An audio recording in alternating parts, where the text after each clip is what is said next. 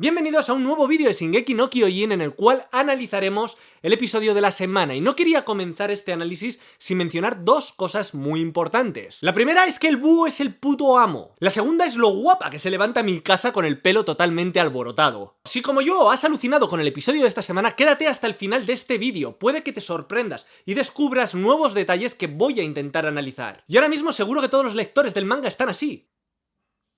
Pero para los que como yo solamente seguimos el anime, es un episodio de muchas revelaciones, muchas sorpresas, muchos giros, y hay cosas un poco complicadas de digerir. Lo primero que quiero señalar es que es muy importante haber visto la escena postcréditos que se mostró en el episodio de la semana pasada. Esa escena nos explica por qué y dónde se encuentra Grisa y su hermanita. Y si eres de los que apaga el episodio cuando comienza a sonar el ending, te has perdido algo muy importante. Grisa se ha escapado con su hermana de una zona de internamiento, y podemos ver esas miradas hostiles que se clavan en los niños. Los tratan como ratas, no es su sitio. Rápidamente vamos a descubrir cómo ellos pertenecen a la nación de Eldia, y que están viviendo en tierra hostil, la de sus enemigos, los marleyanos. Y en todo esto hay un fuerte instinto racista, no es una cuestión de ideologías diferentes, sino que realmente la sangre los hace diferentes, tanto como para considerar a los eldianos, a estos niños, hijos del demonio, y además hijos del demonio literalmente, luego nos lo explican. Y es el momento en el que dos guardias de Marley los pillan, y todas y cada una de las acciones de uno de los guardias, Kruger, toma absoluto sentido al final del episodio. ¿Entiendes por qué Kruger prefiere ser él quien se adelante a castigar a los niños y no su compañero? Grisa le pide a Kruger recibir su castigo y el de su hermana, porque su hermana no tiene culpa de nada, ella ha sido arrastrada por su propio hermano a escapar. Y Kruger accede rápidamente, le da una doble paliza a Grisa esperando que así, de esta manera, su compañero se lleve a la hermana pequeña y la devuelva a su hogar. Sin castigos, sin ensañamientos, ya hemos pegado a tu hermano, es suficiente violencia. Kruger en realidad lo que hizo fue adelantar su jugada porque conocía el comportamiento de Gross, su compañero. Sabía lo cruel que puede llegar a ser. En realidad quiso proteger a los niños. Lo que Kruger no se espera es el atroz acto que va a cometer Gross con la hermana de Grisa. Observa ese detalle en el que Kruger le pide a Grisa que se quede a ver el dirigible. ¿Pensabas que era un acto para retener, para engañar de alguna manera a Grisa, mientras Gross hacía lo que estaba haciendo con su hermana pequeña? No, Kruger no tenía ni idea de eso. En realidad, Kruger le pide a Grisa que se quede a ver el dirigible porque esa fue la razón de que se escapasen. Kruger no quería golpear a Grisa y esa era su forma de disculparse. Su premio por haber aguantado como un héroe los golpes que Kruger le asestaba por proteger su tapadera. Quería que esos golpes sufridos por Grisa por lo menos hubieran servido para algo. Por desgracia, las consecuencias del acto de rebeldía de Grisa eran mucho mayores y la cobardía y falta de apoyo de su padre harán que el odio y la culpabilidad por la muerte de su hermana sigan creciendo en Grisa. Y es en esta parte cuando descubrimos toda la verdad del pastel, de dónde vienen los titanes, su origen. Tranquilo si alguno en esta parte se perdió, para que lo entendáis de una manera mucho más sencilla voy a tratar de explicarlo con dibujos. Hace 1820 años, lo que me hace recordar que el episodio 1 de Shingeki no Kyojin se titulaba A ti, 2000 años en el futuro, o sea, una fecha muy aproximada, que hace que cobre para mí cierto significado ese título, sobre todo si interpretamos ese título del primer episodio como un mensaje de la propia Ymir Fritz a Eren. Pero volviendo a la historia, hace 1820 años la antecesora de los eldianos, llamada Ymir Fritz, pactó con el demonio de la tierra y obtuvo el poder de los titanes. Dice que Ymir pactó con el demonio, pero esta es la versión de los marleyanos, así que igualmente pudo haber tratado con un ser celestial. Sea como sea, seguro que era alguien colosal, con un chisme gigantesco que iba arrastrando por todas partes, posiblemente aplastando a marleyanos y siendo la causa inicial de su cabreo. Pero esto es algo totalmente trascendental, así que nos olvidamos de ello y seguimos con la historia. A la hora de morir Ymir, fragmentó su alma en 9 titanes. Eso justifica claramente que la conciencia de Ymir de alguna manera es traspasada de titán a titán. La versión de los marleyanos no dice por qué murió, pero alguien tan poderosa no podría morir así como así. En la imagen del anime que relata este hecho vemos a hombres con lanzas amenazándola y rayos de fondo representando un momento muy feo de la historia. ¿Son estos hombrecillos de la nación de Marley intentando robar el poder de los titanes? ¿Así es como realmente acabaron con la vida de Ymir? Mejor os dejo mi dibujo sin censura. Con su alma dividida en 9 titanes formó el imperio de Eldia. De ahí el nombre de Eldianos, descendientes de esta nación y por consiguiente los únicos a los que les puede afectar el suero que los transforma. O sea, que el suero no es algo que pueda funcionar en cualquier persona. Los marleyanos no podrían ser titanes aunque quisieran, por eso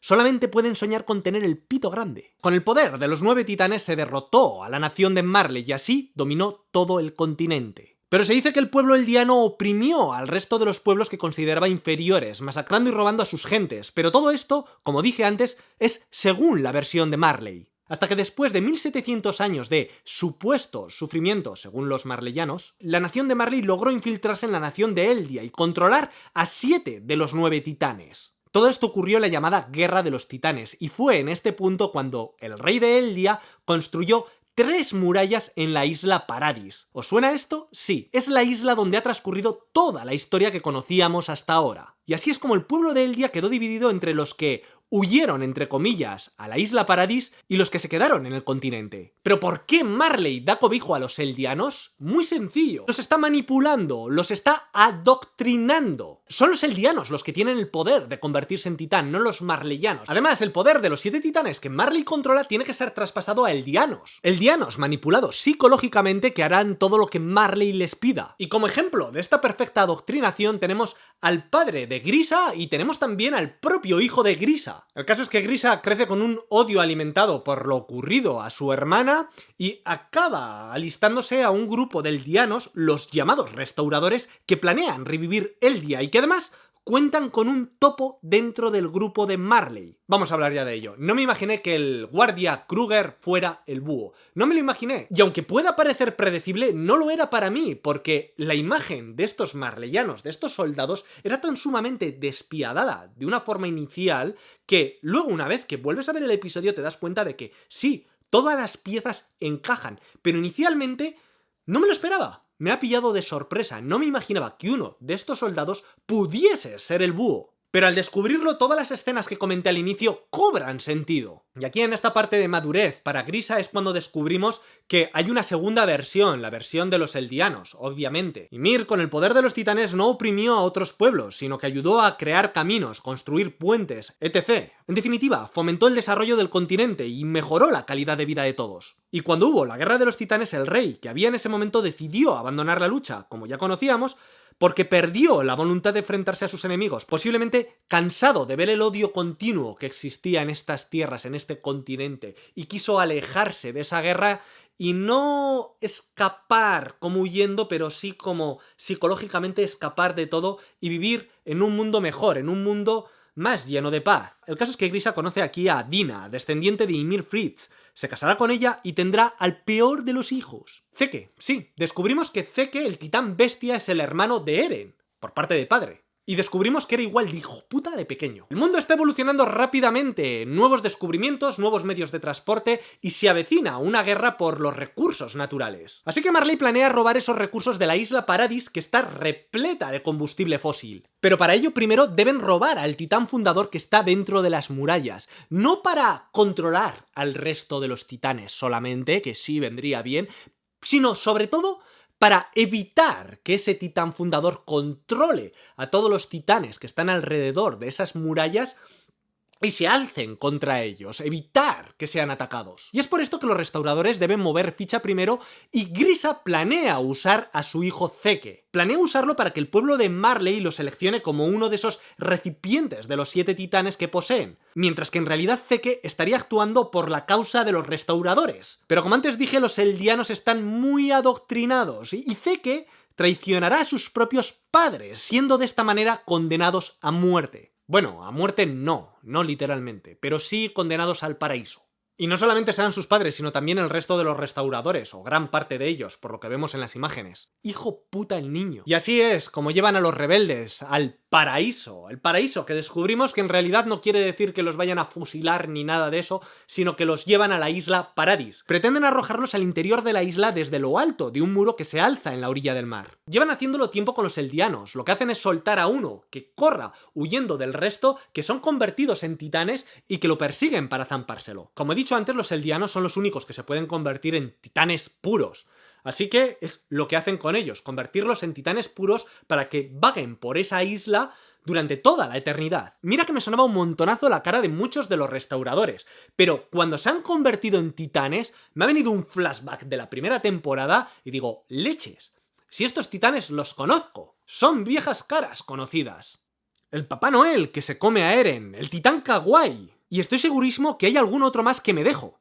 Pero entre todas estas caras familiares, la más importante sin ninguna duda es la de Dina convertida en titán. Descubrimos que este es el titán que se zampa a la mamá de Eren. Dina, la primera esposa de Grisa, es quien se zampa a la segunda esposa de Grisa. Y todo esto hace que la frase que Dina le dice a Grisa antes de convertirse en titán cobre mucho sentido. Dina le dice a Grisa, no importa cómo sea, te buscaré. Y eso da sentido a que este titán llegase hasta la casa de Eren. Se entiende que ese único y final objetivo de Dina se quedase grabado en ella, de alguna forma, y buscase a Grisa cuando llegó hasta su casa. Y aquí es cuando viene para mí la mejor parte de todo el episodio. Es ese momento en el que Eren se despierta como si todo esto que nos han estado narrando en realidad fuese un recuerdo de Eren, no un sueño siquiera, sino un recuerdo. Recuerdos implantados de su padre, pero lo más emocionante es que está representando la primera escena del anime, del episodio número 1. Incluso con Mikasa formulando ese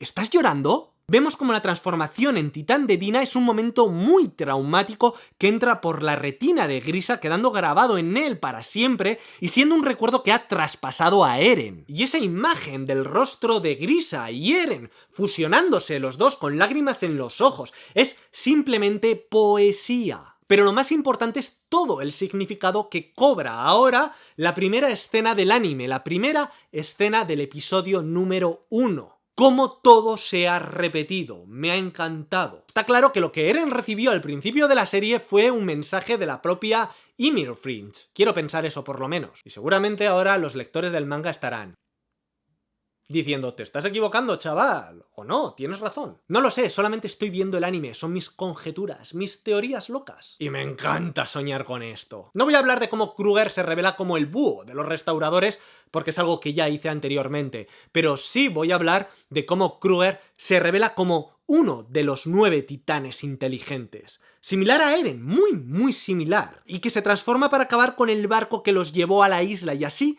no dejar ningún testigo. Ha sido uno de los momentos más épicos del episodio. Ver a Kruger, una persona ya mayor que lleva años haciendo de búho, convertirse en un titán tan sumamente espectacular y destrozar el barco de esa manera. Te ha dejado, wow, así, pegado en el asiento diciendo, no, por favor, que no acabe justo ahora. No creo que el autor deje cabos sueltos, como inicialmente pensé.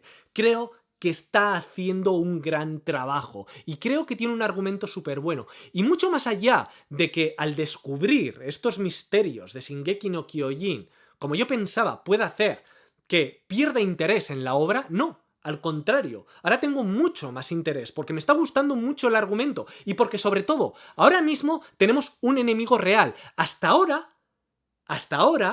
no estaban luchando contra un enemigo. Estaban enfrentándose a sus propios compañeros. Toda la guardia de dentro de los muros que ha estado luchando hasta ahora con los titanes no estaban luchando contra un enemigo. Estaban matando a sus propios compañeros, a eldianos. Eldianos que habían sido transformados en titanes puros sin haberlo querido. Todo lo que tienen alrededor de sus muros no son más que compañeros descontrolados sin conciencia. Y si tan solo el titán que tiene el poder de controlarlos a todos estaría haciendo su función, todo esto sería mucho más sencillo. Y ahora mismo no estarían matándose los unos a los otros. Pero ahora es cuando realmente tenemos un enemigo real. Erlianos contra marleyanos. Ahora es cuando la cosa se pone interesante y aunque pueda parecer que nos han descubierto grandes misterios y chafada la trama de la historia, en realidad lo que han hecho ha sido descubrirnos la verdad. Ver ahora realmente quién es el enemigo de esta historia. Ahora es cuando empieza realmente lo bueno. Si has estado viendo esta reseña hasta el final, mil gracias de todo corazón por seguirme, porque sé que ha sido un vídeo más largo de lo normal, pero es que este episodio tenía demasiadas cosas. Así que gracias de todo corazón, nos vemos en el próximo vídeo. ¡Chao, familia Saiyan!